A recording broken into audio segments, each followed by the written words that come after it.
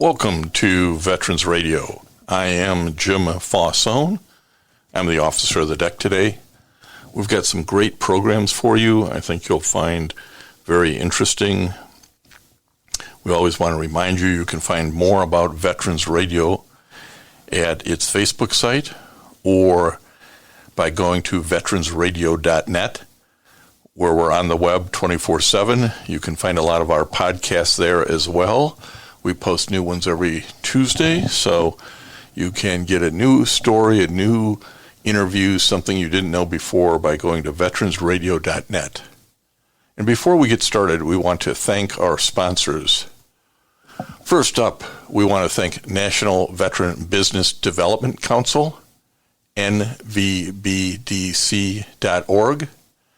It was established to certify both service-disabled and veteran-owned businesses in the government and commercial or corporate marketplace. You'll find out how they can help your business by going to nvbdc.org. We also want to thank Eisenhower Center. It's a brain injury recovery center, and in particular, it's after the impact program goes beyond awareness campaigns and state-of-the-art imaging to help veterans, first responders, and athletes. Learn more about EisenhowerCenter.com. They're located in Michigan and in Florida. And finally, we want to thank Legal Help for Veterans. Legal Help for Veterans fights for veterans' disability rights all across the nation. You can reach them at 800-693-4800 or on the web at legalhelpforveterans.com. And finally, we want to welcome a new sponsor to the program, which is Veterans Business Outreach Center, which is located in Flint, Michigan, and covers Michigan, Ohio, and Indiana. The center is ran and operated by veterans to help other veterans, National Guard, Reserve, spouses, expand and grow businesses.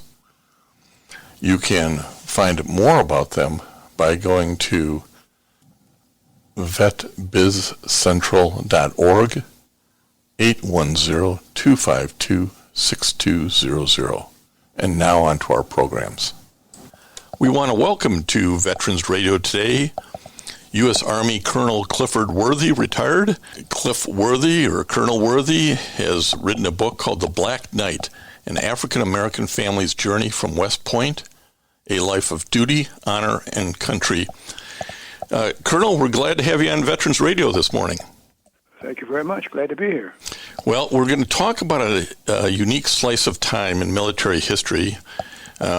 You went to West Point in 1949, graduated in 1953, and continued to serve in the active duty Army until 1976. So we've got a lot of ground to cover. Yeah, but I, for the record, I don't regret a minute of it. It was just a great, great experience. I admire West Point and its principles, and I had just a great career. So happy to be able to share that with you. Well, and before we start into that, let me back up, because everybody's story is really about their family story, and your family moved from Georgia up to the Detroit, Michigan area when Henry Ford started paying $5 a day to people to work on the assembly lines. And that brought your family north, and that's a pretty common story for a lot of Southerners who moved up to the Midwest and particularly Detroit. And you found your way to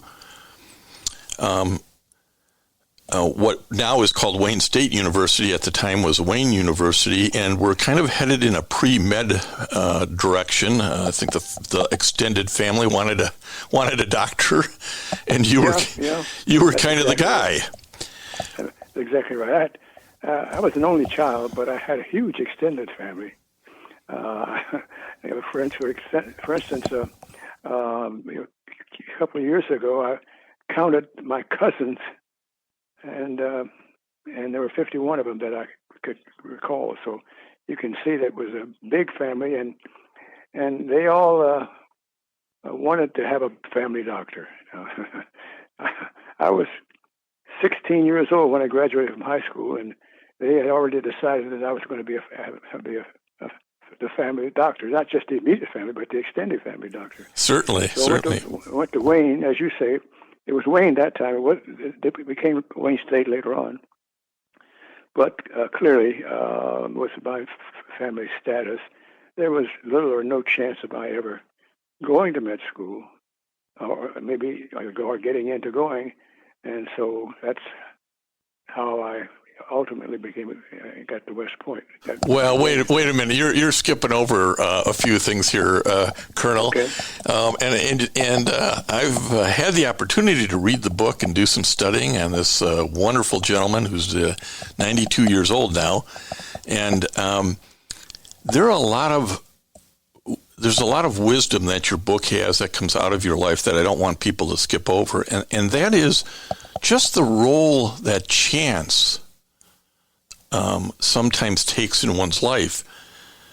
You had no idea what West Point was about it wasn't until 1948 that President Truman's executive order desegregated the military, but it was this chance opportunity in 1946 where you bumped into somebody and West Point kind of got put on the map for you. Took a few years to get there, but tell us about how chance just played into a role here. Well, that's a good word, chance, because it was like an opportunity that was thrust upon me. I had no military background whatsoever, and so I met this young man who had been to West Point but didn't make it through. And I was at the old main building there, at the administration building at Wayne at the time. And we talked. I recognized him because he had his uniform on. And so we talked, and I told him my background. And after realizing that he was realizing that my chances of going to medical school were pretty slim, he says, "Why don't you apply for an appointment to West Point?" Well, before that second, I had never given West Point a thought. The only thing I knew about West Point was at that time the movies. There was sort of always the cadets marching as an introduction to the movie of the night. And so that was my experience, and that's how it all got started. And it takes another sort of chance meeting, but maybe chance isn't the right word, but determination. Hello? Yes. Colonel, are you there? The volume went down. Okay. Yeah, let me work on that. We'll come back and edit that out. Not a problem. So, Colonel, not only was this chance meeting with this former cadet, but you had to get an appointment to West Point. And at that time, that wasn't easy for a black man to get. It was really, the West Point was sort of beyond the dream of any black family. How did you get the appointment? Well, that's how it got started. Meeting this young man who had literally flunked out of West Point, and suggested I could write to my congressman, which I did, not expecting ever to hear back from the congressman. 3-cent stamp back in those days. So I sent a request to him, and not expecting to hear back. About 3 weeks later, I got a response back from him saying, "Send me your grades and talk to a couple of local politicians, and we'll go from there," which shocked me and my family as well. But anyway, I did that, expecting not to hear back, but I did, and that was the beginning of the process. Now, I didn't get into West Point in 1946, but that was how it got started, and I didn't actually get into it to 1949. But due to Congressman Dingell's persistence, I ultimately got into West Point. Maybe I left out some details you'd like to hear about. Well, before I got there. No, I just want to remind some people, because they've probably forgot this history, and we're talking about John Dingell Sr., John Dingell Jr., who passed away recently. This is his father, and another lesson I think your life shows us right there, Colonel, is you sort of don't get up. You don't give up. You might get rejected once, But you stayed on the path to get in 1949. That's exactly right. And I owe a lot of credit to Congressman Dingell, who just had decided he was going to get me into West Point no matter what. And and so as a result, it actually happened in 1949. And thank God for him, for his efforts. I never met him. I never saw him. We talked. In fact, we never talked. Just a mail, through the mail, until we got the ball rolling, and then I was able to meet the whatever requirements I had to meet. And you get into West Point, and again, this is 1949. There's a lot of discrimination occurring in the country. But you write that you never felt discriminated at West Point except in the housing area. Talk to us a little bit about how they handled housing. Okay, well, before 1948, our military was not integrated; it was segregated. There were black units and there were white units, and even the black units were commanded by white officers. But when President Truman issued the edict in 1948, that changed everything there. But there was some resistance on the part of the military, but it happened. West Point apparently got it. So in 1948, in 1949, I entered West Point, and as a result of that, I for 4 years, I never had any instance that I can recall. And I'm sure there's something maybe I've forgotten where I had a problem because of my race as black.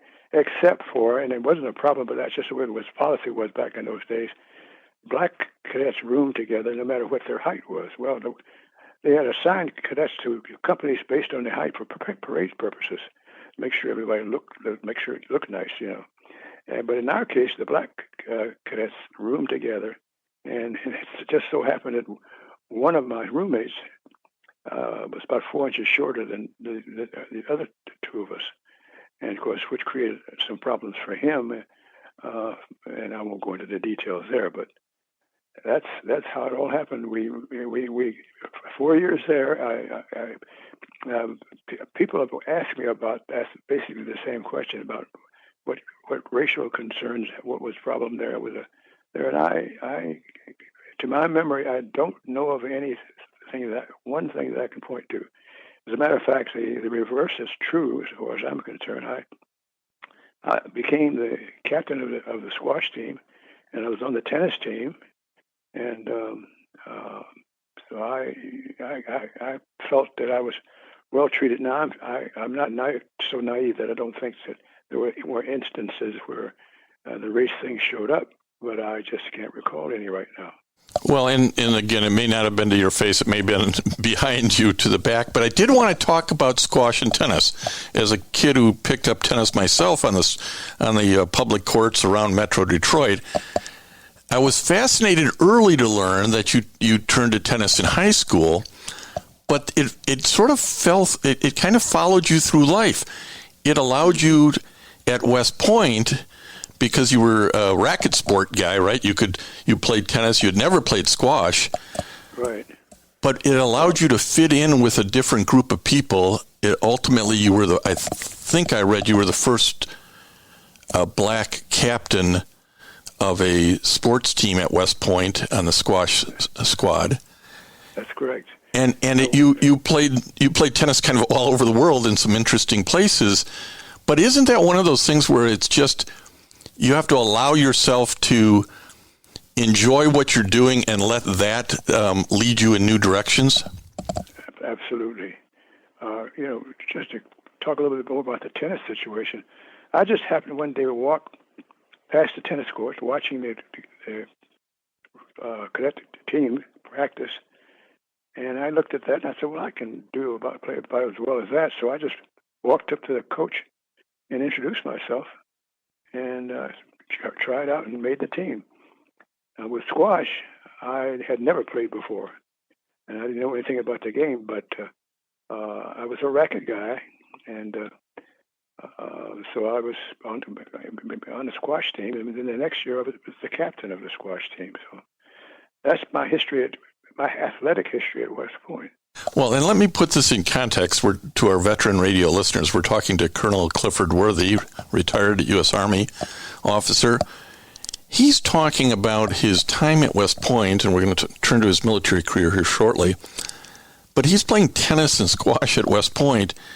There isn't a professional black tennis player until Althea Gibson in the mid-1950s, and there's not a professional male tennis player until Arthur Ashe in the mid-1960s. So you kind of have to put into context this getting on the team in 1949 or 1950. You're really at the vanguard of those sports for African Americans, aren't you? Yes, that's right. As a matter of fact,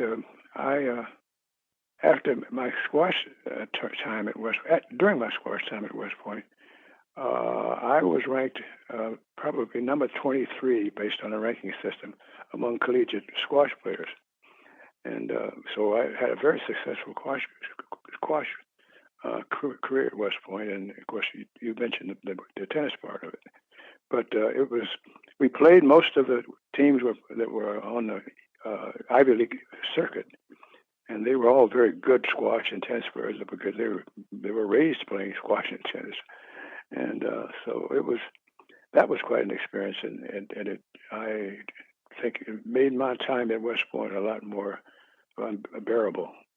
And that's true today. The military academies all encourage extracurricular activities. They encourage one or two sports for all of their cadets, in part for building collegiality, in part for making that difficult environment more tolerable.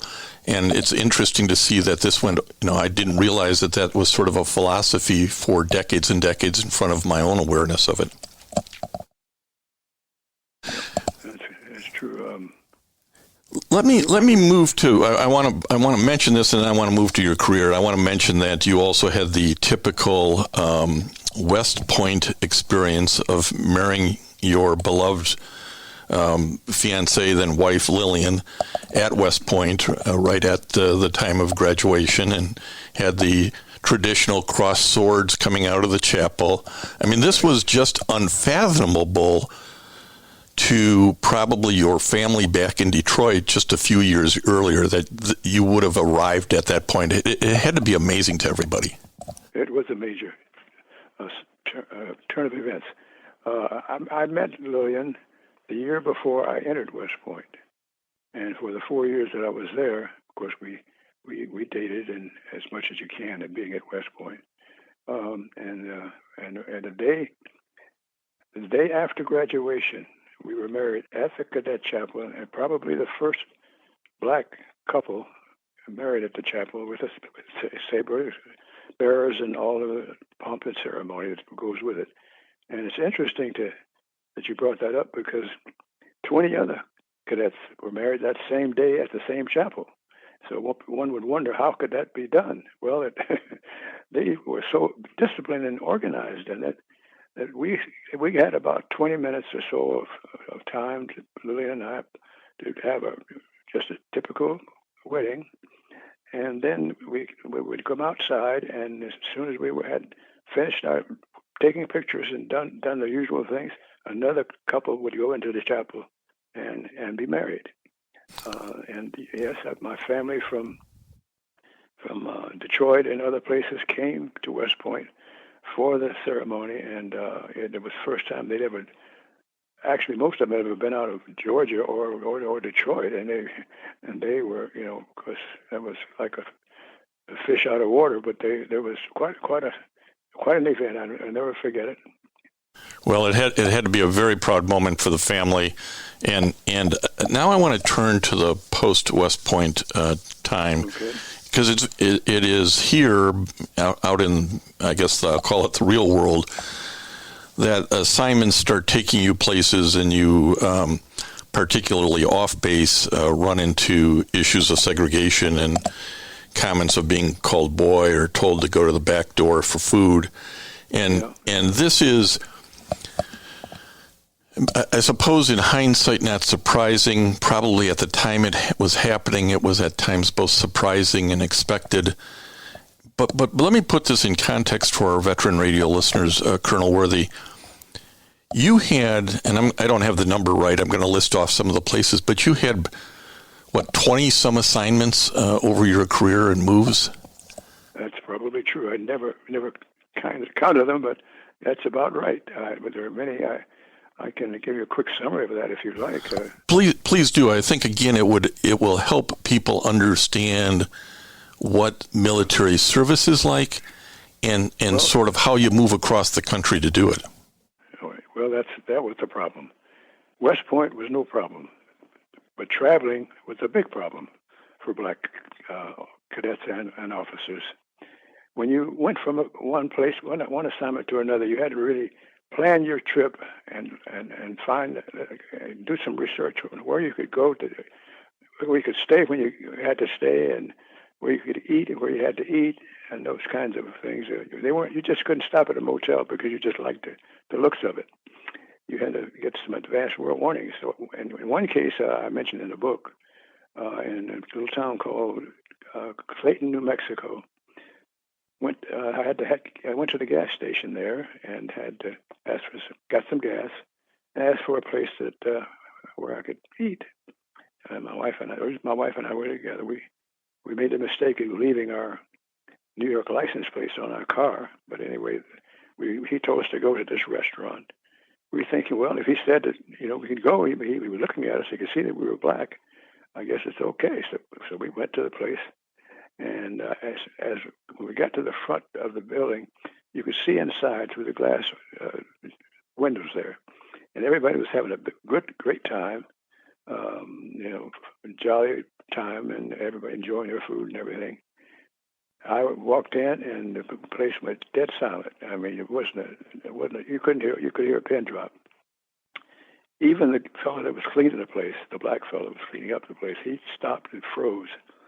And the person, the lady that was attending, she was just absolutely furious that I would even dare come in there to order some food. And she made some negative and racial comments about coming in the back door and all of that. So, but her boss, the manager, I assume, I guess he felt didn't want to start anything, so he said, "Go ahead and give him what he wants." So she threw the food at me, a couple of hamburgers, and as we walked out, we could hear the chairs scrubbing the floor. So every man in the restaurant got up, and we walked out the door, and they were gathering. You could tell, and I got in a car, and I didn't know what to expect, because in a situation like that, the sheriff, if there was one, he probably would be leading the pack that's behind me there. But anyway, we got in the car and we drove off, and all of these about 10 or 12 pickup trucks were following us down the road. And of course, we didn't know what was going to happen to us, but we got close to the Colorado border, somewhere along that way, where we turned off, and then they turned around and went back. But that was the kind of experiences one of the kind of experiences we had at that time. Same was accommodations were the same way. So yes, that was not very enjoyable. Well, and again, because the way the military moves folks around, and this is common today, but the traveling is different. There are planes for most folks, and not that kind of discrimination at public accommodations. But you went to Colorado, you went to Fort Knox in Kentucky, you went to Fort Sill in Oklahoma, you went off to Germany, you came back to Oklahoma, you got sent off to the University of Arizona, you go off to the Pentagon. I mean, you have a lot of moves in this 23-year career. Yeah, I can. Well, went to camp. It was Camp Carson at that time. But there for a while, then to Fort Knox, and then from Fort Knox I went to jump school, airborne school.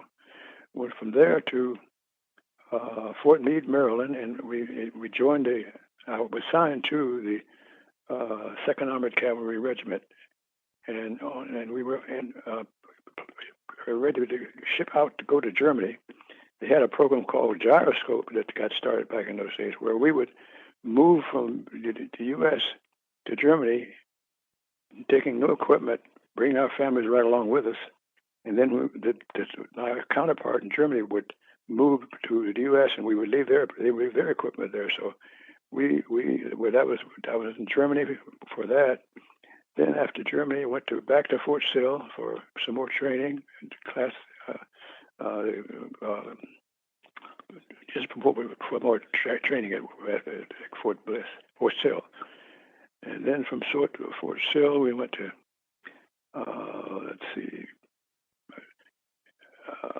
to Fort Bliss to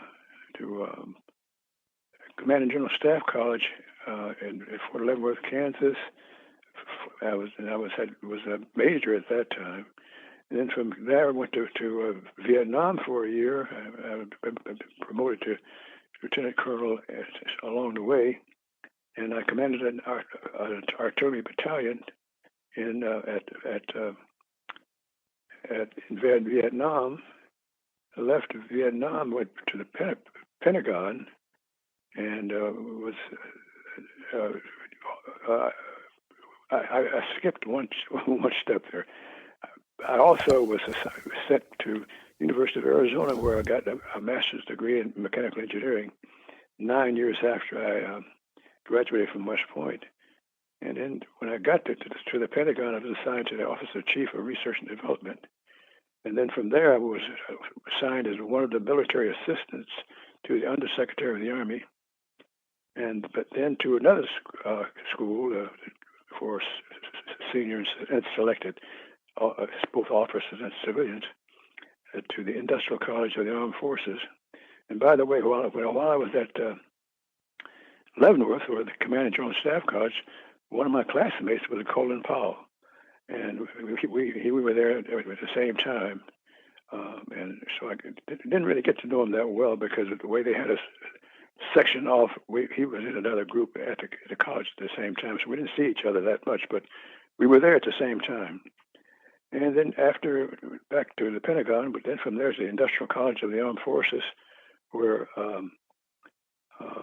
there was a school for senior officers as well as civilians, where they studied the resources and that kind of thing for other countries. And they broke us up into teams, and we would visit these countries, and that was quite an experience. And then back to Fort Sill.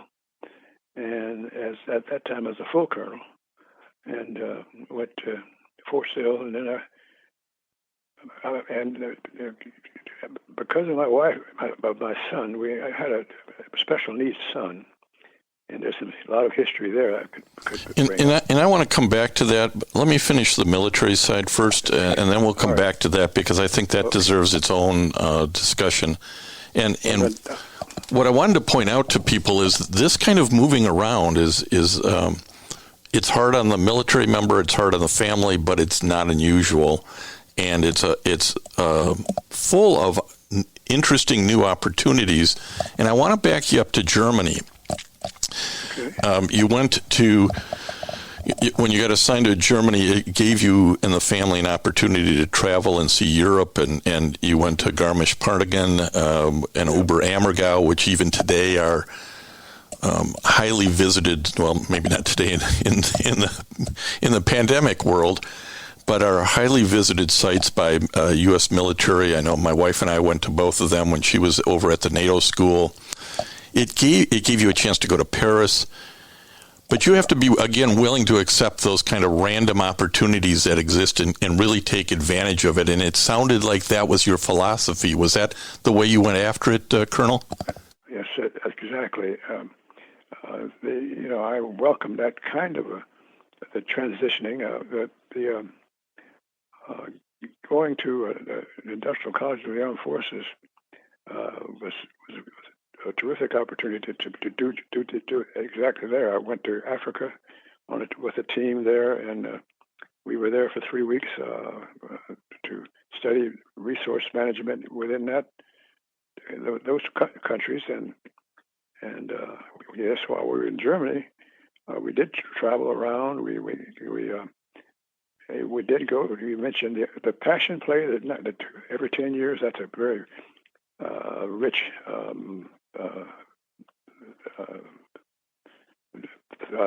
program that they have every 10 years. And we were fortunate enough to be at Oberammergau at that time.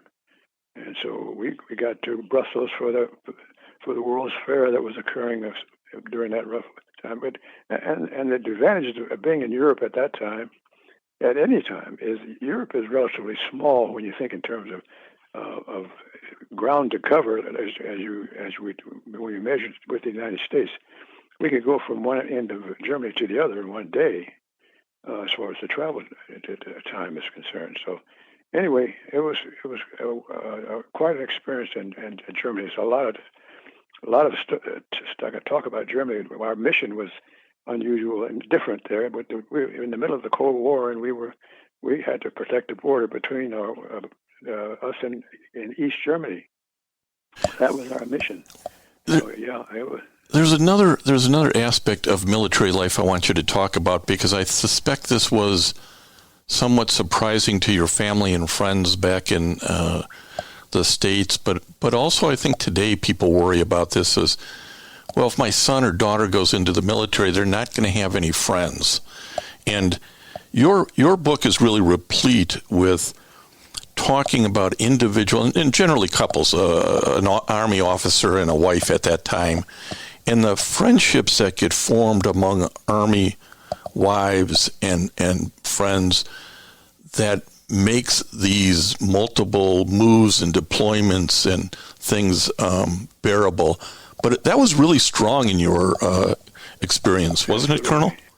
Absolutely. It's very, very, very strong. We had lifetime friendships. Of course, we lose track of them over time, but with people that we had never met, and they for the most part, were white couples, and otherwise.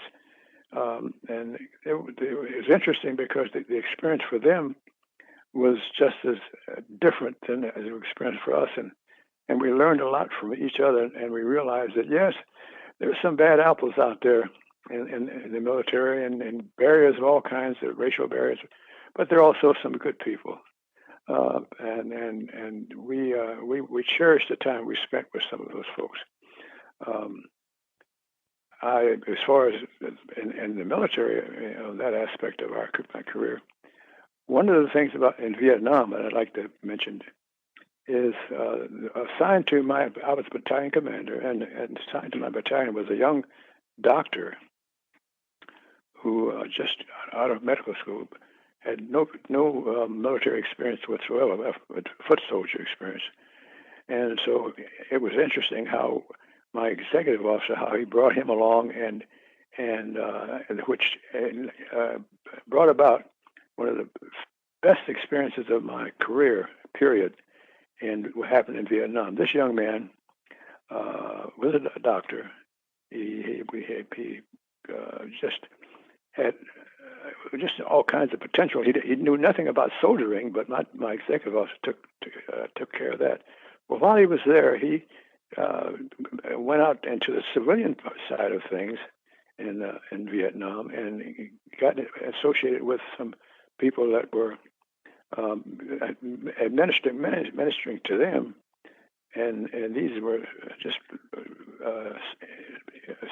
innocent citizens. They were not military people, and he got involved with them, and he found out that most of them were sleeping on the floor of these tents and things like that in Vietnam, and they were coming out sick, and nobody knew what was causing it.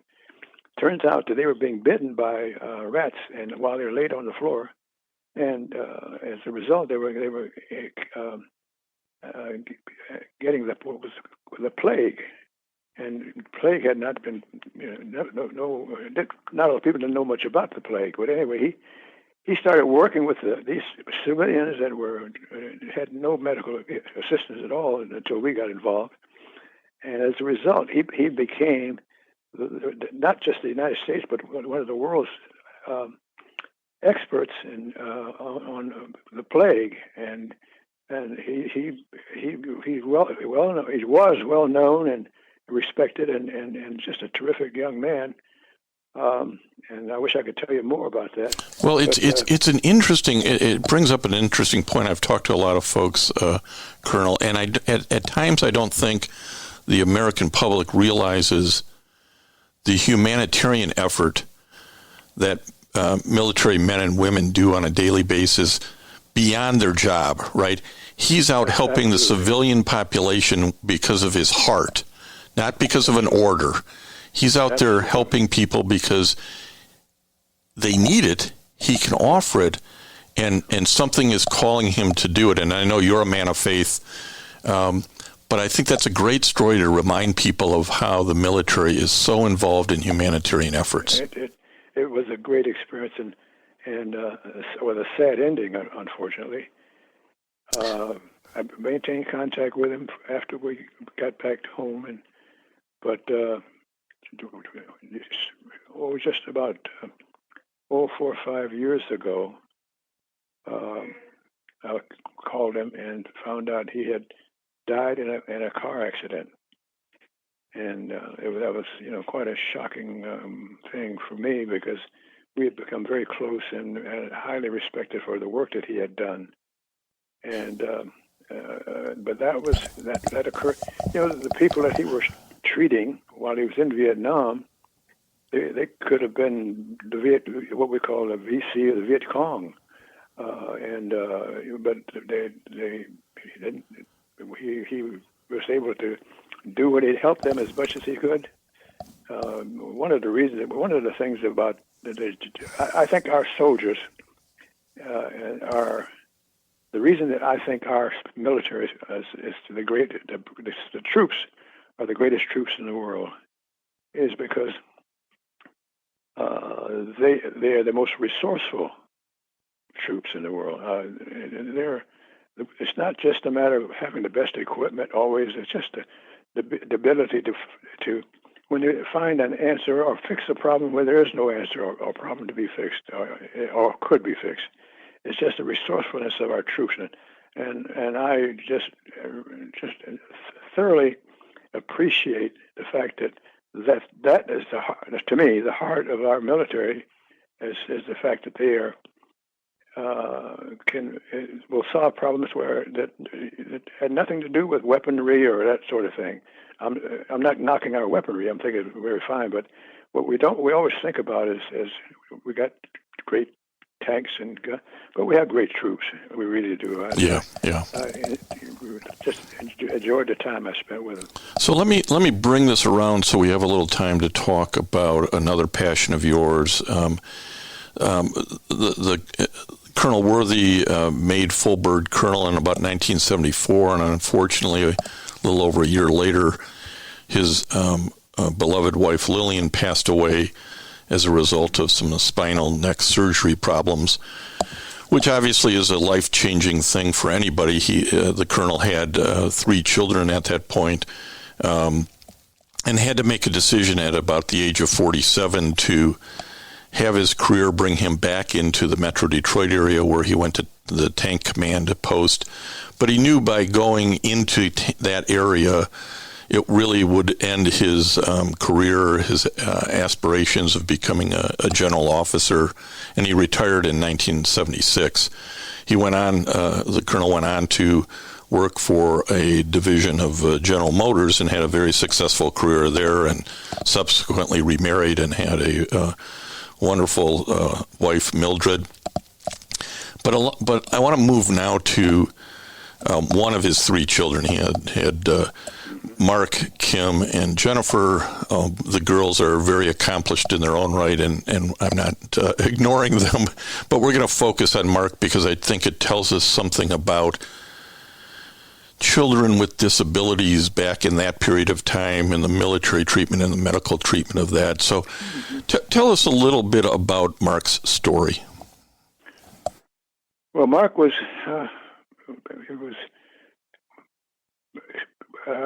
stayed in the hospital it was the equipment, I can't think of the name of it now, because there was later diagnosed as lack of oxygen that he didn't have the oxygen content that he should have had, which was basically the cause of his becoming a special needs youngster. We at that time there were not the kind of service that he needed available very much, but it was rare to go to a place anywhere and find really help for kids, children like that. They were marginalized, and we just had, in addition to my military duties, we always had to think in terms of how it would affect Mark and what we had to do about his situation. And there's a lot of story to be told about that.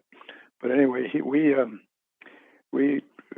everywhere we went, and we went to Johns Hopkins and Walter Reed. We were even in Heidelberg, Germany, which had a reputation for having great medical service. We went there to try to get help for him. It turns out we didn't really, but just pointing out the issues we had to deal with in addition to our normal expected military function. My wife, I think part of the reason she became ill is I think part of it is concern about him and my wife that died. So it makes a big difference in managing your career when you've got a special needs child, particularly back in those days. Yeah, I suppose it's better now, but it certainly wasn't very good at that time. Well, and I think he turned out to be. I think the story, and I want to have folks go by the Black Knight, an African-American family's journey from West Point, A Life of Duty, Honor, and Country by Clifford Worthy. The book really talks a lot about those experiences and the difficulties they caused in the family, because nobody ever knows if they're doing the right thing. I mean, I think that's what really grinds you down. You don't know if you're doing the right thing. But Mark ultimately found a good spot. You were able to find a good spot for him. And I think I wrote down that he lived till he was 59. Mm-hmm. So you wonder whether or not you did the right thing, and you can look back and say, well, no, he had a good life for what was in front of him, and he lived a long life for what was in front of him. That must give you some consolation. No, it did. It did. And as you point out, the last few years of his life, he got good care. We weren't able to keep him at home, but we found a great. So we got involved with a great service, and from Michigan that was offered by Macomb County in Michigan, and he was there in a group home there until he passed. And he was just a wonderful and young man who was a benefit not just for us. It was he was beneficial to the folks that he was with for a number of years. He was I can't in just a few minutes justify the impact that he had on other people's lives. As a matter of fact, there was a group of middle-aged men who called themselves the Over the Hill Bunch. They played softball in Romeo, Michigan. There was a recreation center. They had that going for them. Mark would go there and watch them play, and they got very much attached to Mark. And Mark became like whatever the word it would be. Anyway, they loved him and they cared for him. And when Mark died at the funeral, we had the service. And in the middle of the service, three gentlemen got up and stood up and introduced themselves. And they came without my knowledge, but they came, and I knew who they were once they stood up. And they came and they gave a wonderful testimony about their relationship with Mark.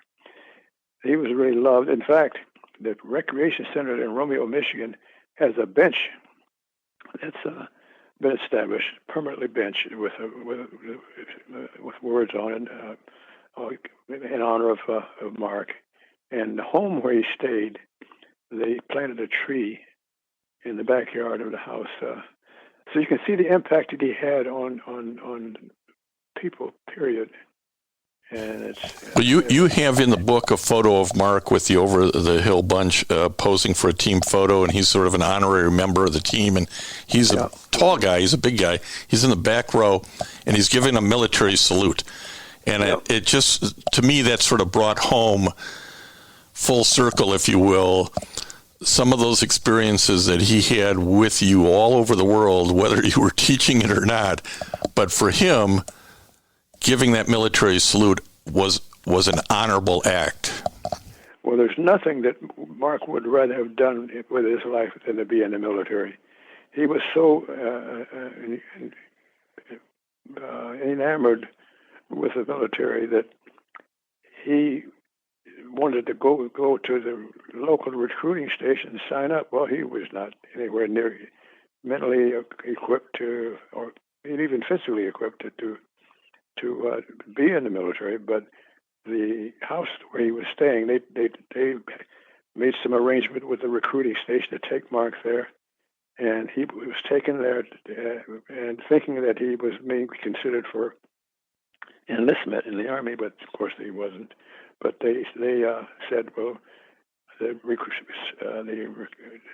recruiting sergeant said, well, when we have an opening, that's what they told him.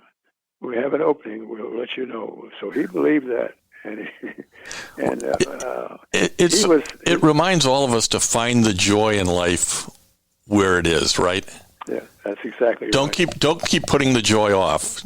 Find the joy now. And I think, again, when I read the book, there were moments in it when you're recounting family stories where you just go, that joy is coming out.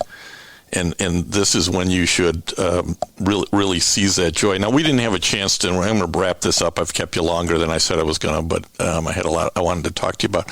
You are a man of faith, and you talk about it from right at the time of West Point to devotional services over in Vietnam and through the rest of life.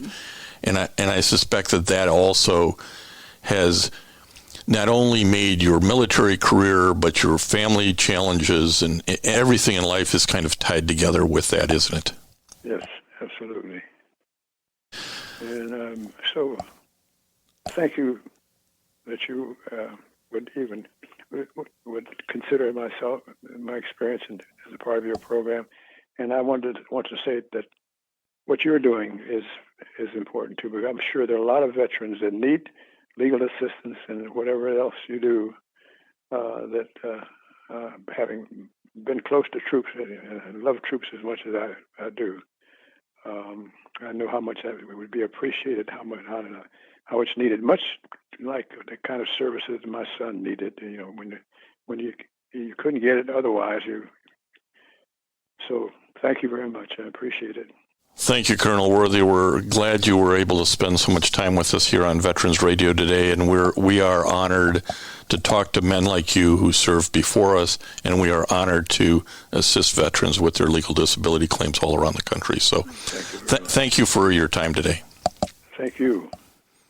And I want to thank everybody for listening to Veterans Radio today. I am Jim Fausone.